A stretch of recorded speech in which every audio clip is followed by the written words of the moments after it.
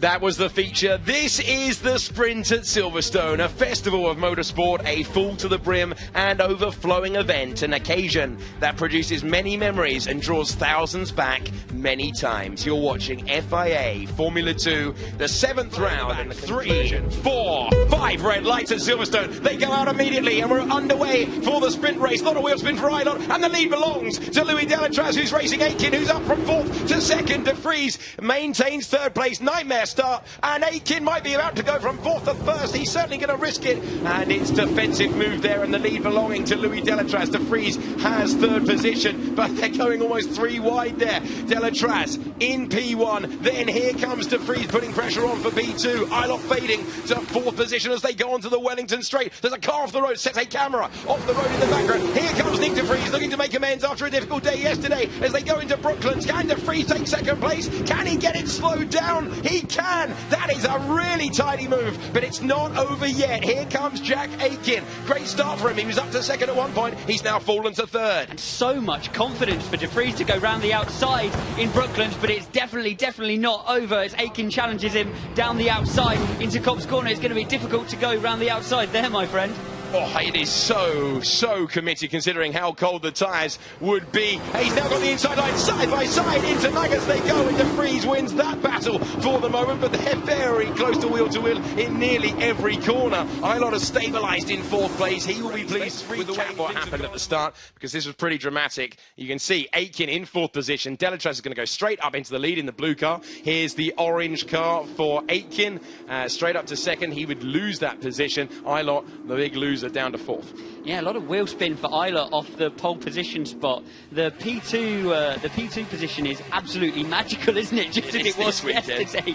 We saw Luca Giotto come off that like a rocket, and Delatraz came off it like a rocket as well today. On board with Ilott, he's trying to recover from grabbing too much wheel spin and puts it down the outside. Aitken is the master of starting these cars, isn't he? He just keeps on taking off every start, tries to challenge Delatraz down into turn 1, down the outside, thinks better off it, consolidates his position and makes sure he gets a nice exit. On board with De Vries, pushing down the outside line. It's been pretty bumpy there all weekend, but he was so brave on the cold, hard front axle down the outside of Brooklands, and manages to find the traction out of Luffield.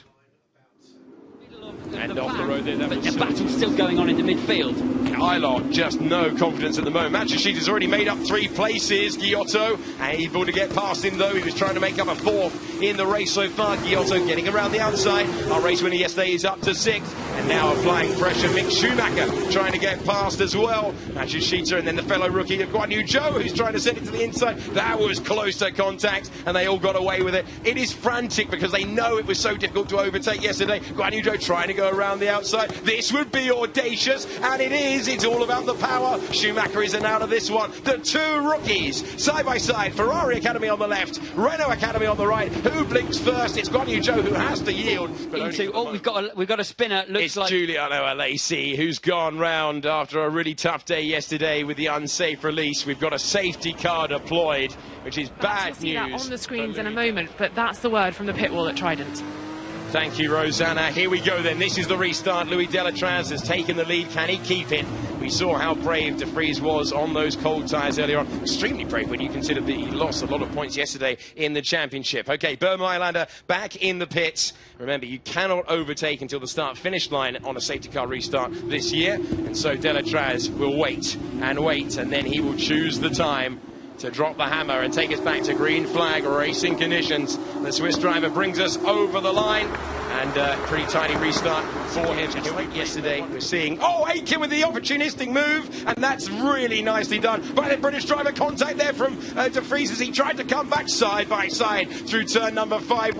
They'll keep their foot to the floor. DRS for Aitken, that's going to help him out if he can keep it on the road, being squeezed over and over and over, but he's not going to be daunted by that, and he's going to go round the outside and slap the move on De Vries that he had put on him earlier. Super move yesterday for Jack Aitken, and and another one for the collection. We are on board with De Vries, and it'll be a super opportunistic Aiken up the inside. De Vries, to his credit, keeps his head and just cuts back underneath to defend the position, but the absolute finisher on that, you'll see as they head through Village down to the Wellington Straight, was then Aiken, by dint of being the car behind within a second in that detection zone, will pick up the DRS. Nice one, mate. Head down now.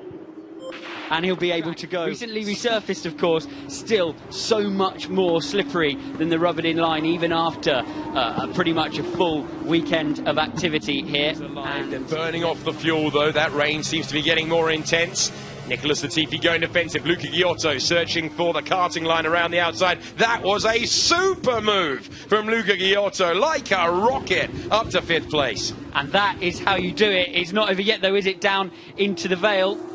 And Latifi, oh, here we go, action then at the front. Oh, here we go then with Schumacher getting past, trying to go up to 5th, so a problem for Luca Giotto. Latifi's up to 5th, there's half a second for the race lead. Off the road goes Schumacher, airborne, and very nearly a huge accident. Luca Giotto's come into the pit, so up to 7th position goes Guan Yu Zhou. It's 5th for Latifi, then Schumacher in 6th, then Zhou in 7th. And, well, is that rain coming down hard? What is going on here? Because it's all changed at the end. Our winner yesterday into the pits. You don't need to make a pit stop. Fastest lap of the race is Jack Aitken. Where is Luca Giotto? What's he putting on? Goes off the cliff. That's going to be inspired. Everyone does appear to be going off the cliff. This is the battle for the lead. On board with Jack Aitken, looking for P1. He's going for it, going for the lead. And what a move! What a decisive and brilliant move of Brooklands to take the lead of his home race. Outstanding stuff. And last time we looked, he's a second back. We look away, we look back. Onto the next lap, he'll surely be clear. Such confidence on the brakes. And you have to go late like that, otherwise the driver in front of you will just lock up the inside line, like we've been seeing from Correa further back down the field, and takes him absolutely by the surprise, sweeping through, surgically removing the spot at the apex. They were always going to hit each other. The never-ending story of Correa versus Camera comes to a close with contact. This was earlier on in the lap. Schumacher thought he was going to get past not only Giotto but Latifi as well. Another Sunday charge through the field for the young German driver, but trying to keep his foot to the floor off the road. Didn't want to yield, and getting a little bit of air as he came back. Giotto in the background. Oh, this is a late move for Guan Yu Zhou on his fellow rookie Mick Schumacher. So Schumacher taking the inside curb there, forcing his rival wide, and Matsushita goes, come on boys, keep that up, because I'm closing in with every metre that you mess around. They're over the line together, having to defend. Zhou right now in 7th, and Matsushita sweeping on by. Are they going to get through that corner? That's a great move at the moment. Can he make it stick, Nobuharu Matsushita? Yes, he can, and he moves up into 7th. Zhou, all the speed and all the confidence on the brakes, and he actually ends up losing his spot in the end to Matsushita. But that front tyre degradation just accelerates and accelerates, because downforce really babysits that front tyre. Here's Mick Schumacher then, and it was a really late move, wasn't it, from Guan Yu Zhou down the inside. Schumacher did well to give him space on the inside there, and will feel lucky that Zhou went off the circuit on the exit. Yeah, Zhou was aware that Schumacher could come back on and gave him a wide berth, and that allowed Matsushita to get round the final corner. Comes Jack Aitken. This one will mean a lot to him. For just the 3rd time in Formula 2, Jack Aitken wins, and it's victory at Silverstone, to the delight of Campos, to the delight of the crowd, and the delight of Jack Aitken. 2nd place for Louis Delatraz as they come over the line to complete the podium, and Nick De Vries just beats Callum Ilott. Didn't have the absolute pace to handle Aitken. Jack Aitken then the winner ahead of Louis Delatraz and Nick De Vries. Damage limitation for De Vries in 3rd.